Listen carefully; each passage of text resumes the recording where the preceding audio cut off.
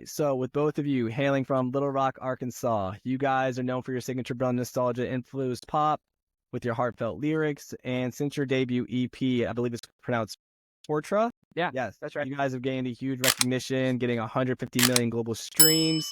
You guys are not only just Alan and Steven, but together you are Joan. And thank you guys for coming on today. I really appreciate Oh, the time. thank you. Nice, buddy. Yeah, that was great. All right, just to get into it. So your recent single, Heart, Body, Mind, Soul, all just one word collectively. It details just giving everything and more to your significant other, as that's what my perception was it. So if you want to just detail it down, what exactly was the inspiration behind the track and where did it stem from writing wise that you guys came up about with this? Yeah, I mean that's pretty much it. What's kind of a funny thing that sparked it was we were in Asia and we actually ended up getting massages one day. We ended up getting a couples massage, but that's neither here nor there. By accident. By accident. But a lot of the tags there, like a lot of the like advertisements say body, mind, soul, and I don't exactly know why, but I when we're traveling, I see a lot of stuff like that and try to jot it down just for later, just just in case if it sparks anything inspiration while we ride or whatever. And that's exactly it. It was just like, let's flip this to be a love song where it's like literally giving yourself like everything about yourself to somebody, just being overly obsessive almost, and just kind of right from that perspective. So yeah. And in the bridge of the song, you detail a lot of acts of service and just sentiments about how favorite spot on the couch, favorite side of the bed, every wall in the house, every hair on my head. You just pretty much go right into it about a lot more poetic aspect where it comes from your writing.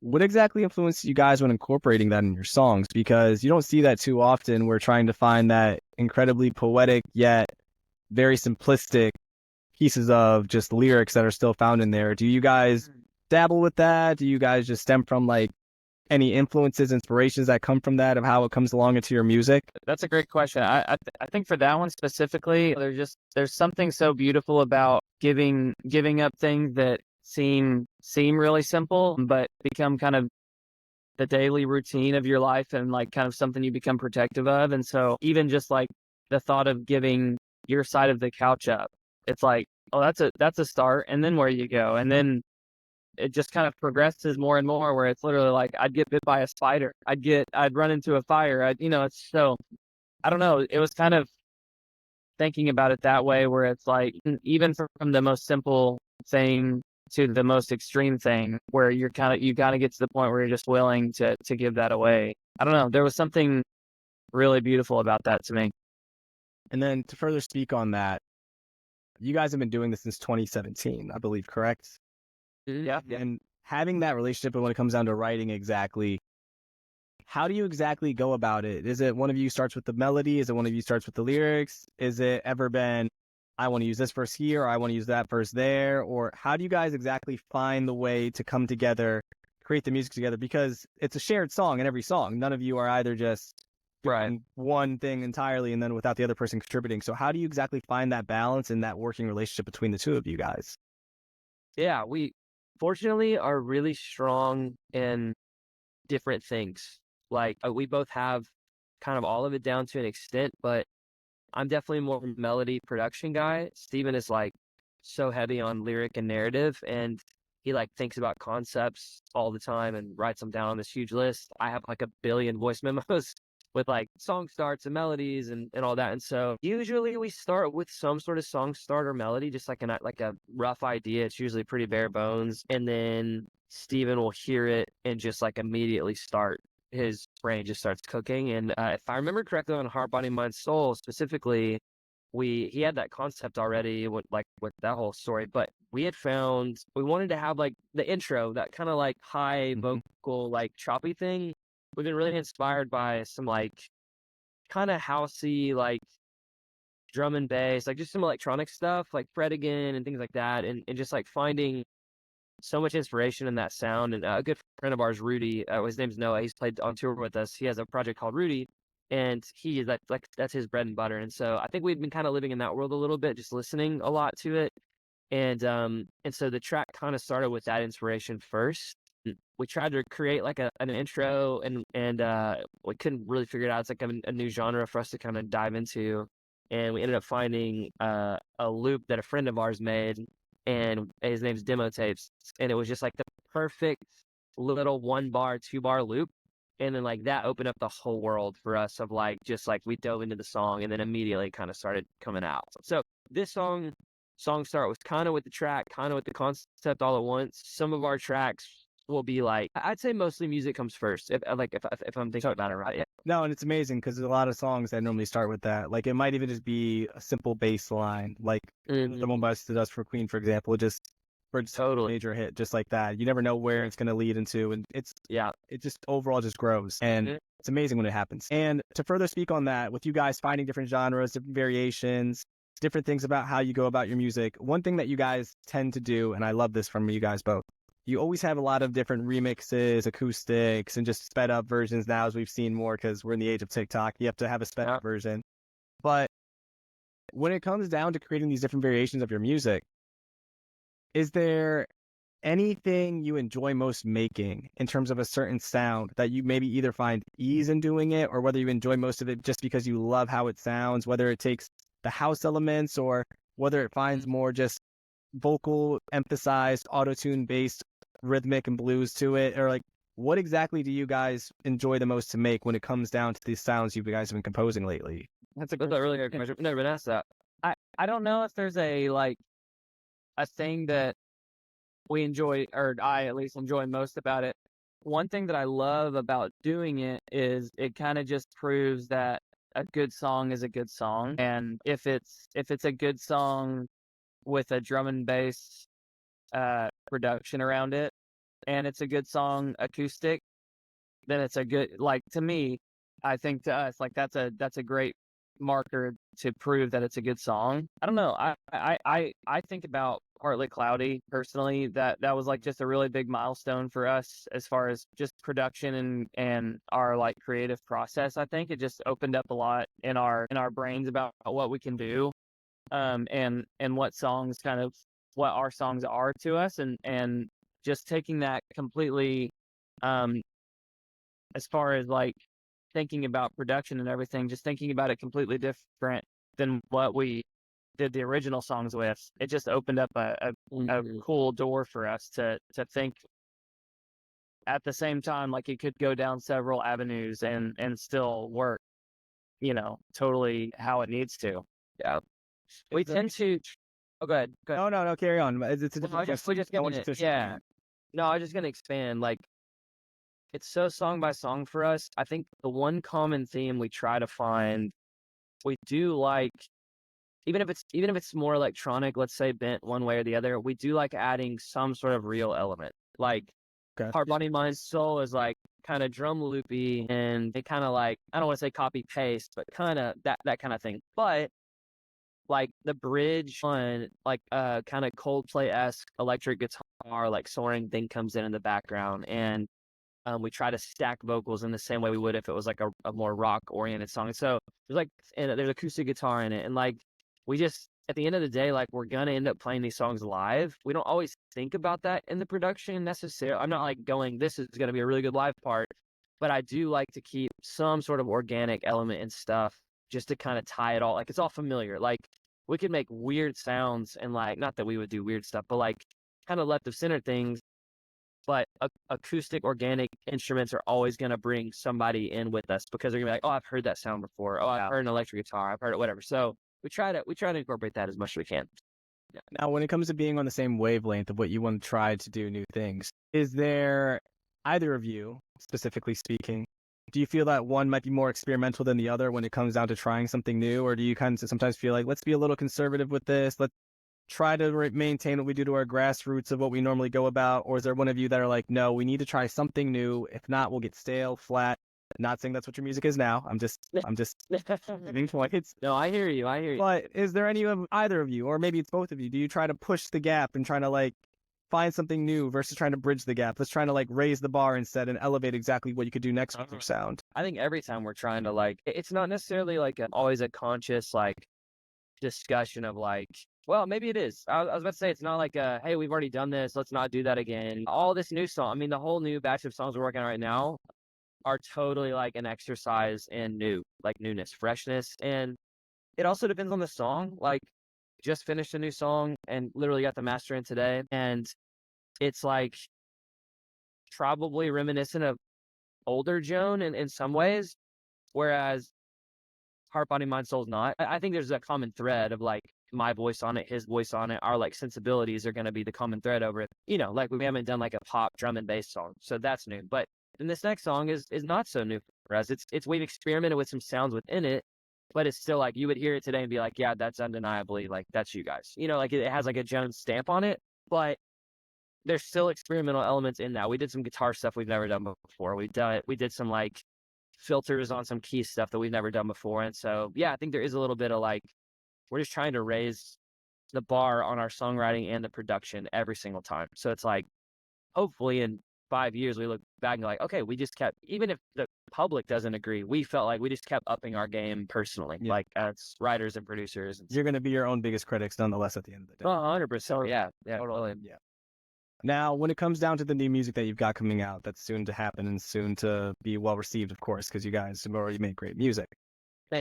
What exactly would you use to describe it in terms of adjectives? Like, what can listeners expect to hear if you didn't have to give just the track title out or the genre itself? How would you describe it in terms of just adjectives specifically? Adjective, verb. Yeah, bring it back. Early language art.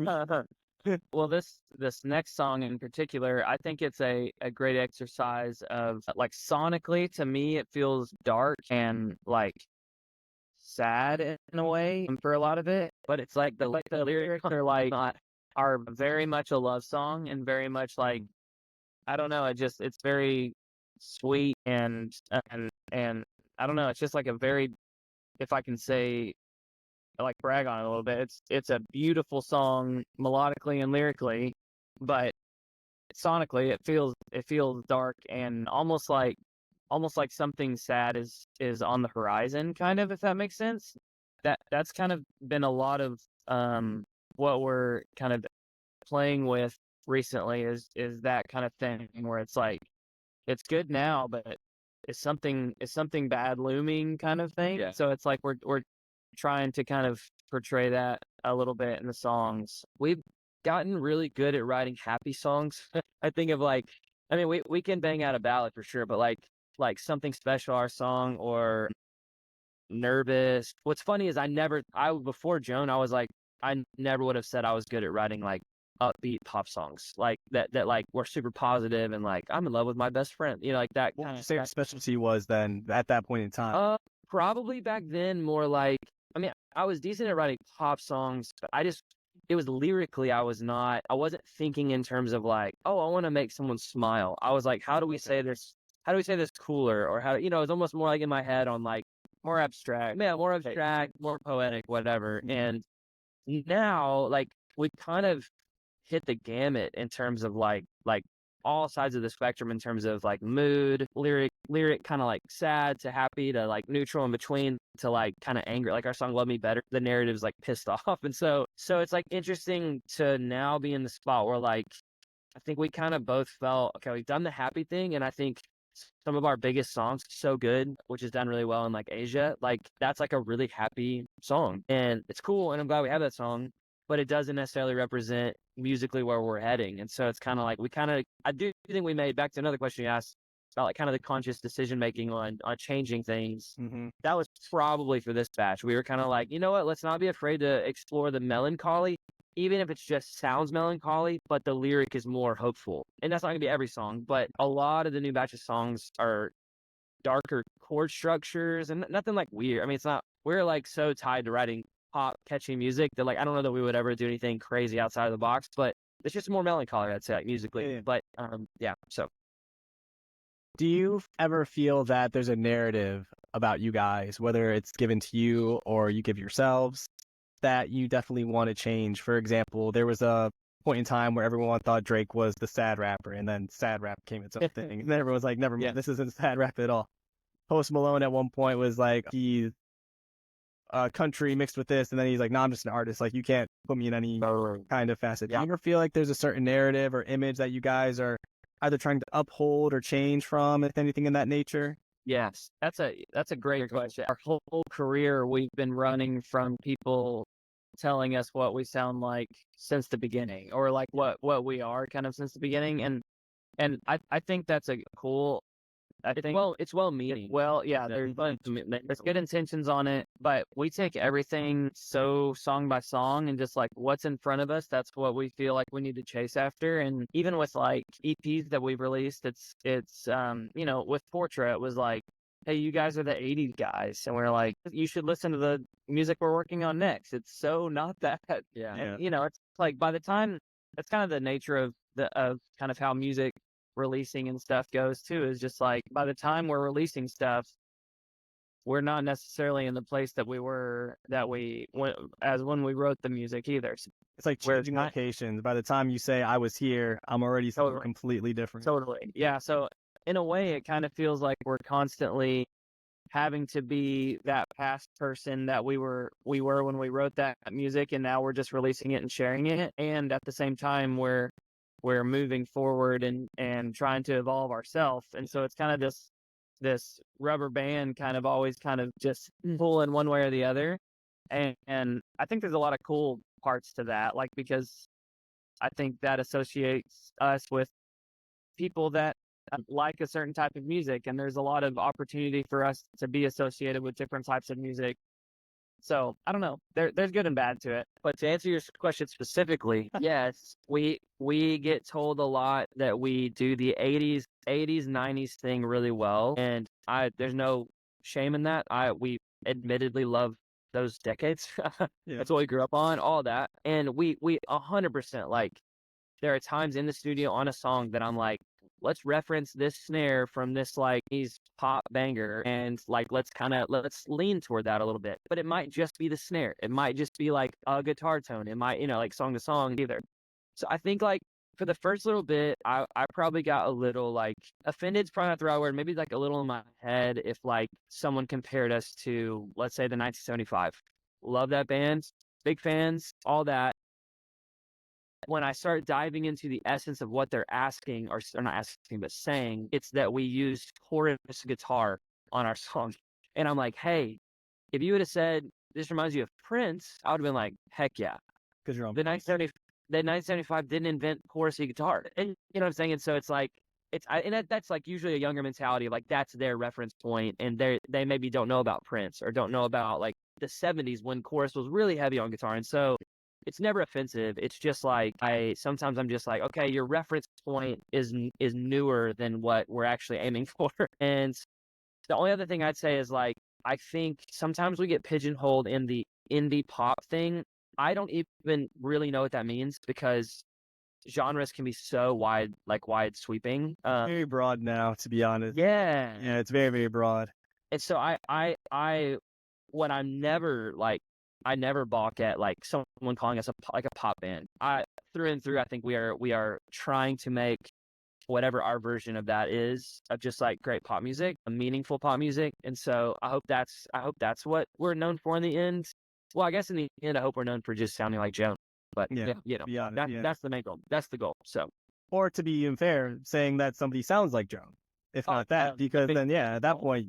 Because you guys are already originators. You guys have already been trailblazers in creating your own type of style of music. So sure, there's comparisons, but for sure, the reference points are the issue, I would say, versus trying to say you're like, oh, this is Bleachers, 1975, such like they're in their own category, in their own lane. It's just they share just the same thing that another band did, but it came from another band before them. But I'll be the first to say this modern generation does not care about samples. I'll die on a for that and just say, but there's some people that are like still going through crates, but nowadays there's people that are unaware about a sample that maybe came from like a very popular, even early 2000s, mid 2000s songs, and it's just blown over. No names and no specifics, but just it's those Gen Zers, man. Yes, Gen Zers, yeah. Just kidding. No, this will not be taken out of context. You're good. So just to wrap this up with you guys, what exactly can we expect from you specifically? What exactly can listeners be aware of, be on the wait for? What can people start marking on their calendars that they can see from Joan? Whether it be a specific date or whether it just be like as you were saying, we're going to make music that is darker but still have that optimistic tone to it, so it doesn't have a completely just depressing state of it. It still has that happy tone to it, but it's not as upbeat and uplifting and such. If you could give us a few things. Yeah.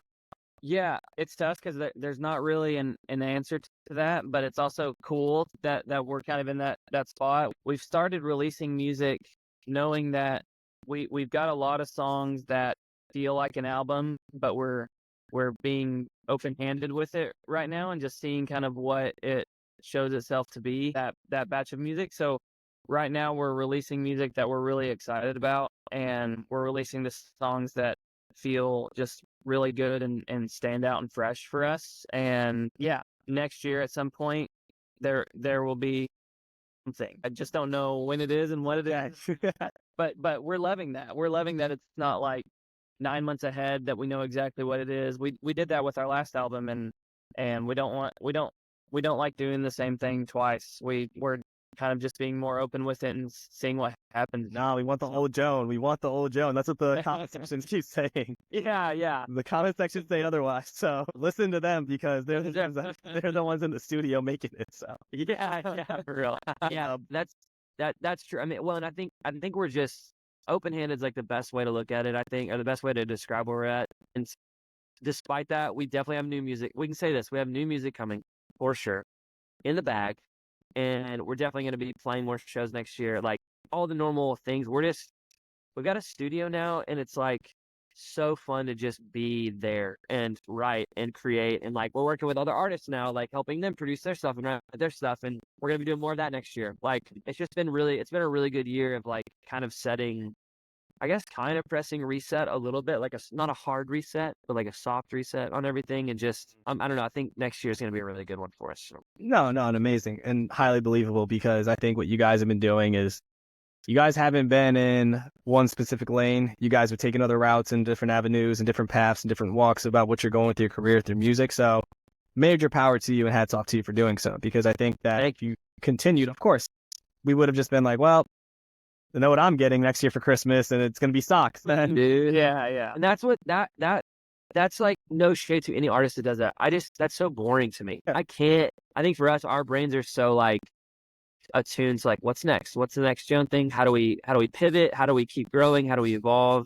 And there's going to be stuff that we do that is quintessential us just because it's our DNA in the music. But I think we'll get bored with ourselves if we just keep doing the same thing over and over again. So hopefully this next year will prove otherwise. But you might come back next year and be like, hey, this sounds exactly like last year. Like, okay, well, we were wrong. Hey, my rule of thumb is if Taylor Swift can do it, anybody can do it. I like that. Yeah. I like that.